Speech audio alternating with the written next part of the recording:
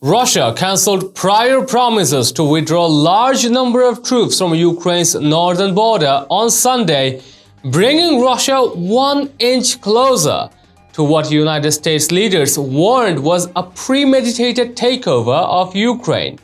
Residents of Ukraine's capital crowded inside a gold-domed church to pray for peace.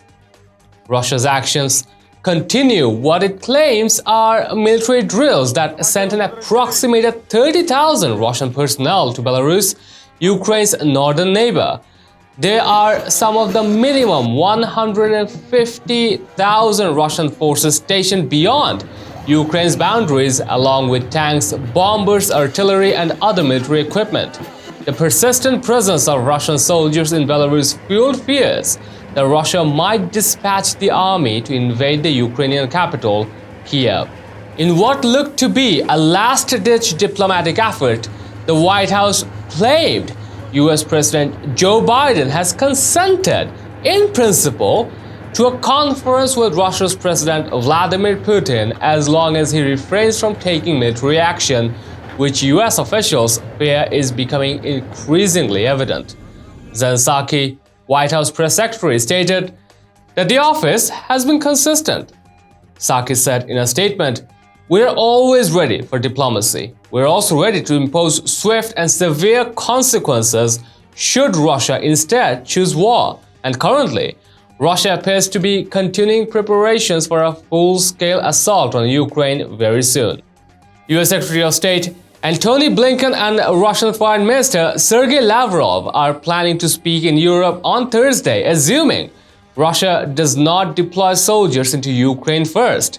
According to a US insider, Biden's claim that Putin has decided to send Russian soldiers into Ukraine is based on information suggesting Russian frontline leaders have been sent calls to make final preparations for an invasion.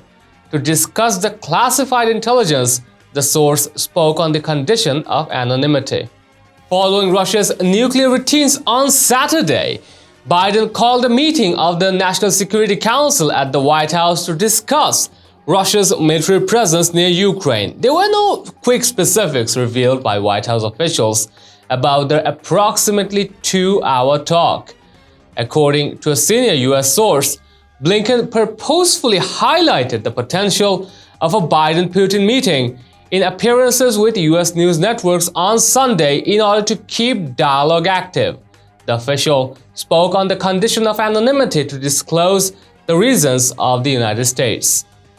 Tensions rise as hardliners in the eastern Ukraine areas of Luhansk and Donetsk have authorized a complete military activation and have transferred more people to Russia, which has handled about 700,000 passports to inhabitants of the insurgent territory. Allegations that Russian civilians are in peril might be used to justify military intervention. Sources in the breakaway territory said that the Ukrainian military had conducted multiple artillery strikes in the previous day, and that 2 civilians died in an attempted raid on the settlement near the Russian border. On Saturday, 2 Ukrainian soldiers were killed in a shooting from the rebel side, according to the Ukrainian military. And however, Ukrainian soldiers on the front line stated that they have been under instructions not to retaliate. On Sunday, Zelensky called for a ceasefire on Twitter. Russia has rejected any intentions for invasion, but the Kremlin has yet to react to Zelensky's request to speak with Putin on Saturday. Following a phone discussion with Macron, Putin blamed Ukraine for the increase in shelling along the contact line and NATO for pumping modern weapons and ammunition into Ukraine.